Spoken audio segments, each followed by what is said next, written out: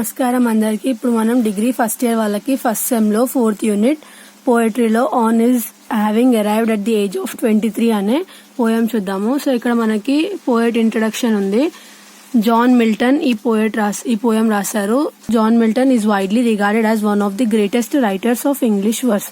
So ఇతను ఎవరంటే ఒక గ్రేటెస్ట్ రైటర్ అంట. ఏదైతే ఇంగ్లీష్ లో అన్ని పోయమ్స్ రాశారో అన్నిట్లకెళ్ళి ఇతను ఒక గ్రేటెస్ట్ పోయట్ అంట. In addition to being a versatile poet he was adapted to linguist and translator.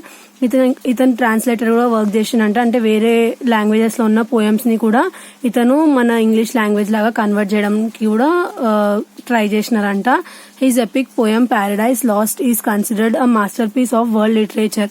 ఇతను ఒక పోయం ఉందంట. ఏంటిదంట? ప్యారడైజ్ లాస్ట్ అనే పోయం ఉందంట. అది చాలా ప్రసిద్ధి చెందిన పోయం అంట.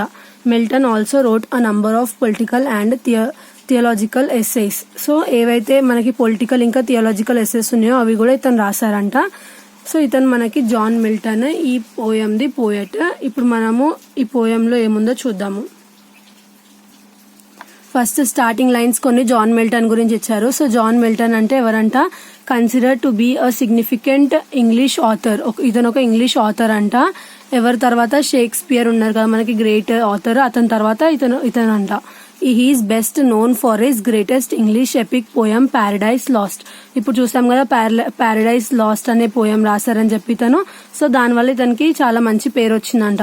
His other popular works are Comus, Lycidas, Paradise Regained and Samson Agonisters. In the present sonnet. Sonnet అంటే ఏంటిది? ఒక పోయం. అంటే ఈ ప్రెజెంట్ పోయంలో ఏం చెప్తున్నారని చెప్పి ఇక్కడ నుంచి మనకి పోయం స్టార్ట్ అయింది.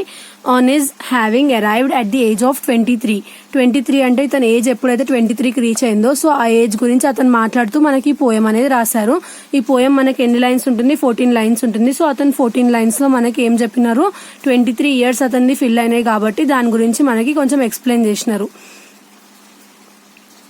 23 but he doesn't find any inward ripeness in him. ఆయనకి 23 ఇయర్స్ వచ్చినా సరే అతని బాడీలో అతనికి ఏం చేంజెస్ అనిపించలే అంట. He feels that his inward ripeness does not match his actual age. అతను ఇన్ని ఇయర్స్ ఎలా ఉండే ఇప్పుడు కూడా అతనికి అలానే అనిపిస్తుంది అంట 23 ఇయర్స్ వచ్చిన తర్వాత కూడా. The poet is surprise to find that he is 23 years old. అతనికి చాలా సర్ప్రైజింగ్ అనిపిస్తుంది అంటే ఇంత జల్దీ నేను 23 ఇయర్స్కి వచ్చేసినా అని. He calls time a thief of youth. ఇతను ఏమంటున్నాడంటే ఒక టైం అనేది ఏదైతే అతను టైం ఏదైతే ఉందో దాన్ని ఏమంటున్నా ఒక దొంగలాగా అంటున్నాడు. అంటే ఒక దొంగలాగా ఇంత స్పీడ్గా వచ్చేసింది, మొత్తం నా యంగ్ ఏజ్ ఏది ఉందో దాన్ని అంతా దొంగతనం చేసింది టైం అని చెప్పి చెప్తున్నారు. Here time is compare to a thief. Time అనేది దేంతో కంపేర్ చేసినారంటే ఒక దొంగలాగా కంపేర్ చేసినారంట, ఒక దొంగతో. ఎందుకంటే అతను ఏదైతే యంగ్ ఏజ్ ఉందో అదంతా అది క్యాప్చర్ చేసుకుంది, అంటే మాయం చేసింది అని. It has taken away is prime time. ఏదైతే అతను ఇంపార్టెంట్ ఏజెస్ ఉన్నాయో అవన్నిటిని టైం అనేది ఏం చేసిందంటే తీసేసుకుందంట అతని దగ్గర నుంచి. హియర్ ఈ పర్సనిఫైజెస్ టైమ్ యాజ్ అ బర్డ్. టైంని ఎలా పోలుస్తున్నారు? ఫస్ట్ ఏమో ఇక్కడ పైన ఏమో మనకి టైంని ఒక థీఫ్ తో పోల్చినారు. నెక్స్ట్ దేంతో పోలుస్తున్నారు? ఒక బర్డ్ తోని. బర్డ్ అని ఎందుకు అంటున్నారు? టైం అనేది ఎలా ఎగిరిపోయిందంట, టైం అనేది రెక్కలు కట్టుకొని అంత స్పీడ్ గా అంటే ఒక బర్డ్ లాగా ఎగిరిపోయింది అని చెప్పి చెప్తున్నారు. His days, weeks and years have gone with full speed. ఏదైతే అతను ఇన్ని ఇయర్స్ ఉన్నా కూడా ఈ 23 ఇయర్స్కి వచ్చేసరికి అతనికి ఎలా అనిపిస్తుందంట? టైం అనేది చాలా స్పీడ్ గా ఫుల్ స్పీడ్ గా వెళ్ళిపోయిందని అనిపిస్తుందంట. But there is no corresponding mental maturity matching his age. అతనికి ఇంత ఏజ్ వచ్చిన తర్వాత కూడా మెచ్యూరిటీ లెవెల్స్ అనేవి ఇంకా రాలేవు కంప్లీట్ గా అనిపిస్తుందంట. Therefore, he could not produce anything worthwhile though he has arrived at manhood. So ఇప్పుడు 23 ఇయర్స్ అంటే ఏంటిది? యూత్ అంటే యంగ్ ఏజ్ అయిపోయి మ్యాన్హుడ్ కి వచ్చినట్టే కదా. సో ఆ ఏజ్ కి వచ్చినా సరే అతను ఇంకా ఏం అచీవ్ చేయలేదు అని అతనికి అనిపిస్తుందంట. His inner maturity has not yet appeared. అతనిలో ఇంకా లోపల నుంచి మెచ్యూరిటీ ఏదైతే ఆలోచన విధానం ఉందో అది ఇంకా కంప్లీట్ గా డెవలప్ అవ్వలేదు అని అతను అనుకుంటున్నాడంట. ఎవరు? మన poet. He doesn't find the science of poetic talent in him. ఇంకా ఆ ఏజ్ వచ్చినా సరే అతనిలో ఒక పోయిటిక్ టాలెంట్ అనేది అతనికి కనిపిస్తలేదంట. Some happy spirits are endowed with maturity of thought and talent in time.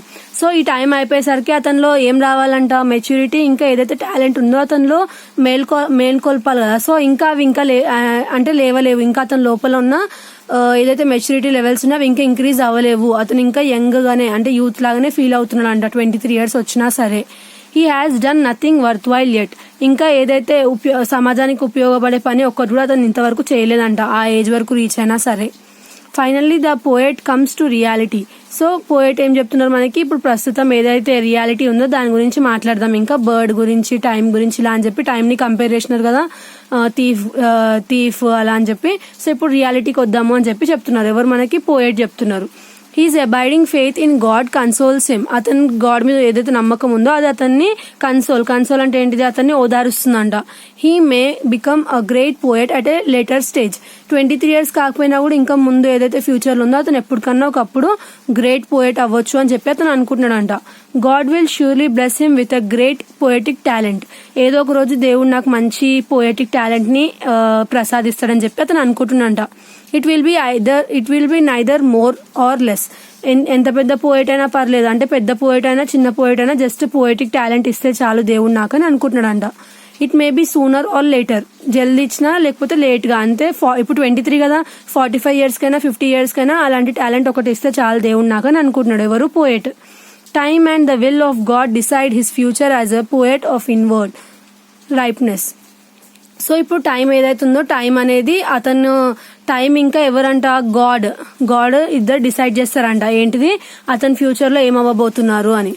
He should enjoy the grace of God. ఇప్పుడు ప్రస్తుతానికి గాడ్ ఏమిచ్చిండో దాన్ని మాత్రం అతను ఎంజాయ్ చేయాలి అని చెప్పి అనుకుంటున్నారు. The gifts of God are always in this strictest measure and predestines. So ఏదైతే దేవుడు గిఫ్ట్స్ ఇస్తారో, అంటే ఇప్పుడు ప్రస్తుతం మనం అతనికి 23 years, ఇప్పుడు ఆయన ఏం అచీవ్ చేయలేదు, బట్ ఫ్యూచర్ లో ఏదో ఒకటి అచీవ్ చేస్తారంటే గాడ్ ఇచ్చే గిఫ్ట్ ఎప్పటికన్నా, అంటే ఏ ఇయర్ లో ఉన్నా సరే ఇచ్చినా సరే అది అతనికి గొప్పనే కదా అని అనుకుంటున్నారు. He can just right and achieve what he has set in the store for him. అతనికి ఏది రాసి పెట్టిందో అది అతనికి తప్పకుండా వస్తుందని చెప్పి అనుకుంటున్నారు. He feels that God will never let him down. అతను ఎప్పుడు కించపరచడు, అంటే చిన్న చూపు చూడడు దేవుడు అని అతను భావిస్తున్నాడు. So he surrenders himself to the will of God.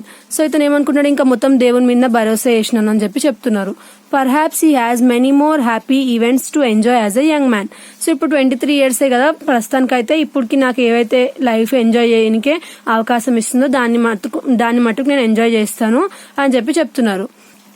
However, his readiness to accept whatever comes his way is impressive and excellent.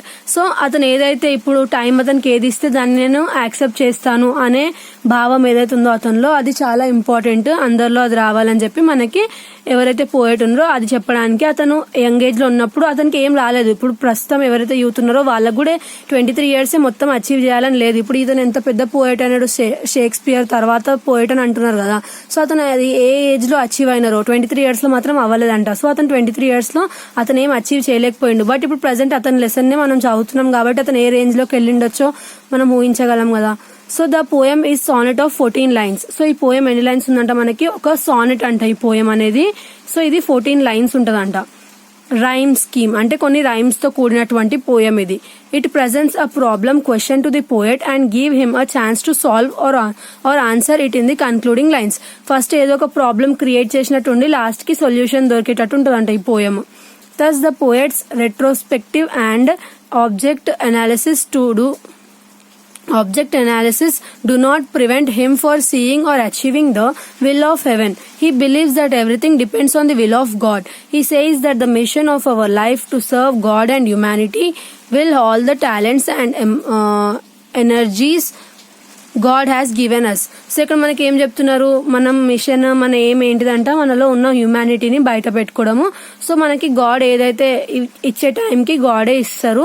So దానికోసం మనం వెయిట్ చేయాలి, ముందే ఉరకకూడదు అని చెప్పి మనకి ఈ పోయెట్ ఏమని చెప్పాలనుకుంటున్నారు, మనం ఏదన్నా అచీవ్ చేయాలనుకుంటే అది చిన్న ఏజ్ లోనే అచీవ్ చేయాలని ఏం లేదు, ఫ్యూచర్ లో కూడా దాన్ని అచీవ్ చేయొచ్చు, దాని మీద హార్డ్ వర్క్ చేస్తే సరిపోతుంది అని చెప్పి మనకి ఎవరైతే పోయెట్ ఉన్నారో, మనకి పోయెట్ జాన్ మిల్టన్ అనే వ్యక్తి మనకి పోయం అనేది రాశారు. సో ఇది మనకి యూనిట్ 4. నెక్స్ట్ వీడియోలో నెక్స్ట్ ప్రోస్ చూద్దాము. Thanks for watching.